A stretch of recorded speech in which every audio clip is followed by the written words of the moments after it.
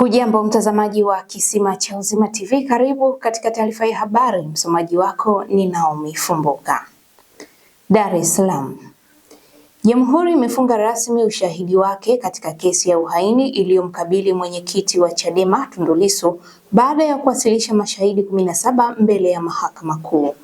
Wakili wa serikali mkuu Nasoli Katuga amesema kuwa msimamo huo umefikiwa baada ya Jamhuri kufanya tathmini ya kina ya ushahidi wa hoja zote zilizowasilishwa katika kesi hiyo. Morogoro. Ekari 603 za mashamba ya bangi zimeteketezwa na Mamlaka ya Kudhibiti na Kupambana na Dawa za Kulevya wilaya ya Mvomero mkoani Morogoro katika operesheni iliyolenga kudhibiti kilimo na biashara ya dawa za kulevya.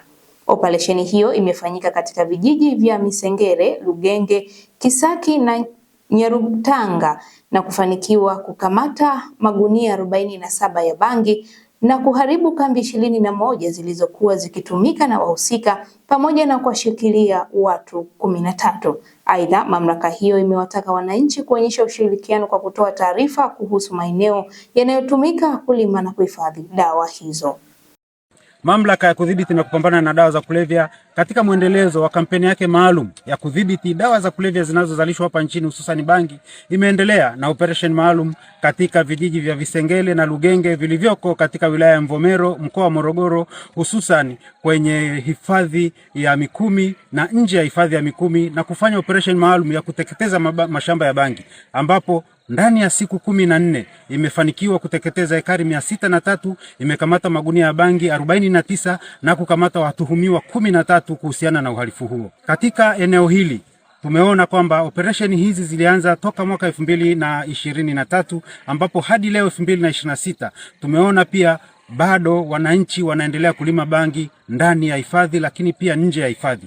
Na katika operation tulizofanya safari hii tumegundua kwamba wamelima mbali zaidi ya maeneo ambayo operation zilishafu. Dodoma. Rais wa Tanzania Daktari Samia Suluhu Hassani anatarajia kufungua mkutano mkuu wa 16 wa mwaka wa taasisi ya maboresho katika mamlaka za serikali za mitaa TOA utakaofanyika jijini Dodoma kuanzia Agosti 19 hadi Agosti 21 mwaka huu. Mwenyekiti wa TOA Albert Gabriel Msovela amesema mkutano huo unatarajiwa kutoa maazimio na mikakati unaoimarisha usimamizi wa maendeleo kupitia serikali za mitaa na kuchochea utekelezaji wa dira ya taifa ya maendeleo ya mwaka 2050. TOA ni taasisi inayojulikana kama ni Tanzania Osaka Association, lakini ni Tanzania Local Government Reforms Association. Ni taasisi ambayo inajishughulisha na maboresho kwenye mamlaka zetu za serikali za mitaa, na ni taasisi ambayo imesajiliwa rasmi chini ya Wizara ya Mambo ya Ndani, lakini inafanya kazi katika ofisi ya Waziri Mkuu kupitia tawala za mikoa na serikali za mitaa. Tutakuwa na mkutano wetu mkuu wa 16 wa mwaka huu ambao utafanyika hapa jijini Dodoma kuanzia tarehe 19 mpaka tarehe 21 ya mwezi Agosti 2026, ambao utafanyika katika ukumbi wa jiji katika mji wetu wa serikali pale Mtumba. Na katika mkutano wetu huu mkuu wa 16 wa mwaka tunatarajia mgeni wetu rasmi atakuwa ni Mheshimiwa Daktari Samia Suluhu Hassan, Rais wa Jamhuri ya Muungano wa Tanzania, ambaye atatuzindulia mkutano wetu wa 16 wa mwaka huu katika ukumbi huo siku ya tarehe 19 mwezi Agosti 2026. Hivyo katika mkutano wetu huu mkuu wa 16 tunayo kauli mbiu yetu ambayo inasema ugatuzi wa madaraka katika mamlaka za serikali za mitaa ni nguzo madhubutu ya kufikia dira ya taifa ya 2050. Hii ni kuendana sambamba na maelekezo ya serikali, lakini kwa maana ya vision, maono ya Mheshimiwa Rais kuhakikisha kwamba wananchi ifikapo 2050 watakuwa wamefikia malengo mbalimbali, hususan katika miradi ya maendeleo, kwenye eneo la utawala bora, kwenye eneo la ugatuaji wa madaraka, kwamba wananchi waweze kupata maendeleo yale ambayo wanahitaji, huduma zile ambazo wanazihitaji, kama ambavyo dira yetu ya 2020-50 ambavyo imeweza kujifafanua. Kwa hiyo maeneo mengi yote ambayo yamezungumzwa kwenye dira ndio lengo ambalo tunakwenda kuzungumza katika mkutano wetu huu mkuu, na tutakuwa na mada mbalimbali na wabobezi mbalimbali ambazo zitawasilishwa, lakini pia wajumbe watapata nafasi ya kuweza kujadili na wananchi kuweza kusikia nini kimejadiliwa ili kuelekea kwenye dira hii ya 2050, ili wajue sasa mkutano huu na kama TOA tunakwenda kuwashirikisha namna gani wananchi kwenye eneo la ubunifu wa miradi, kwenye usimamizi wa miradi, kwenye maeneo yote, kwa maana eneo la miradi, kwenye miradi ya afya, iwe ni elimu, iwe ni miundombinu, iwe ni kwenye kilimo, iwe ni kwenye uwekezaji, aina yoyote ile ambayo inahusiana na maendeleo na ile ambayo imezungumzwa kwenye dira yetu ya 2050. Hivyo itarahisisha wananchi, lakini pia wataalamu kwa maana ya makatibu tawala ambao ndio wasimamizi wakubwa wa shughuli za serikali ngazi ya mkoa, makatibu tawala wa wilaya, lakini na wakurugenzi. Lakini pia tunawaalika wananchi mbalimbali kufuatilia mijadala, lakini kufuatilia mada zile ambazo zitawasilishwa ili wajue huu mkutano unalenga vitu gani. Lakini eneo kubwa kama nilivyosema, tutakuwa na maazimio baada ya kile kikao, tutakuwa tumepangiana mikakati ambayo tutakwenda kuisimamia ili wananchi wajue sasa tunaporudi kwenye maeneo yale, tunaporudi kwenye mipango na budget ile ambayo tutaigawanya kwenye vipindi tofauti tofauti, namna gani wao kama watashiriki katika shughuli nzima ya utekelezaji wa shughuli za maendeleo katika maeneo yale ambayo wanaishi. Hivyo nitoe rai na niwaombe wajumbe wa mkutano huu mkuu waweze kushiriki mkutano wetu huu ambao tutaanza tarehe 19 mpaka tarehe 21, lakini na wananchi kuendelea kufuatilia katika vyombo vya habari, wajue nini tunakwenda kujadili sisi kama watekelezaji wa hii dira ya maendeleo ya 2020-2050. Morogoro.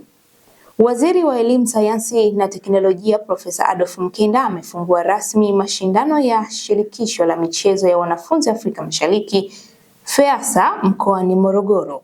Profesa Mkenda amesema michezo ni sehemu muhimu ya maendeleo ya wanafunzi, huku akisisitiza umuhimu wa kuendelea kuibua na kukuza vipaji vya vijana kupitia mashindano ya michezo shuleni. Hizi Millennium Development Goals, Sustainable Development Goals.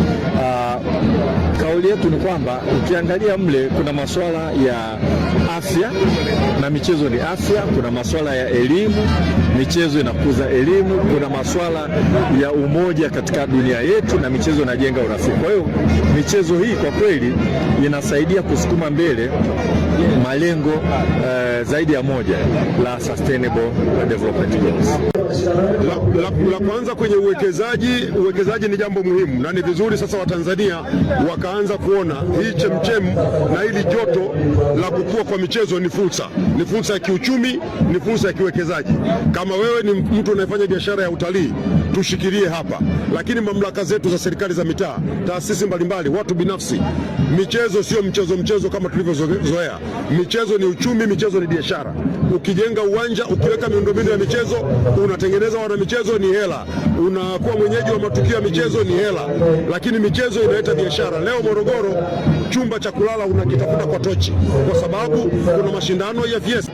Tunataka moja, vionekane; mbili, vitumike. Na kwenye kutumika sasa, matarajio ni kwamba hawa watoto ndio watakuwa wawakilishi wa Tanzania kwenye mashindano mengine makubwa sana. Na tusisahau kwamba kawaida ya Tanzania kuwa na kutoa vijana kwenye ngazi za shule kwenda kupeleka kwenye timu ya taifa na kadhalika, sio jambo halijaanza leo. Miaka 45, 46 iliyopita, 50 iliyopita, UMISETA ilikuwa inatoa vijana anapeleka mpaka Taifa Stars. Na hatimaye kimataifa. Kinshasa. Mlipuko wa Ebola katika Jamhuri ya Kidemokrasia ya Kongo umefikia kiwango cha juu zaidi kuwahi kuripotiwa nchini humo baada ya takribani watu 2325 kufariki dunia kutokana na ugonjwa huo. Idadi hiyo ya vifo imetokea na visa 4945 vilivyothibitishwa na vimevuka vifo 2299 vilivyorekodiwa wakati wa mlipuko wa awali kati ya mwaka 2018-2020. Umoja wa Mataifa umeendelea kushikilia hali hiyo, huku mashirika ya kibinadamu yakiongeza juhudi za kukabiliana na kuenea kwa ugonjwa huo. Na huu ndio mwisho wa taarifa ya habari kutoka hapa KCU TV. Usiache kufuatilia vipindi vinavyofuata.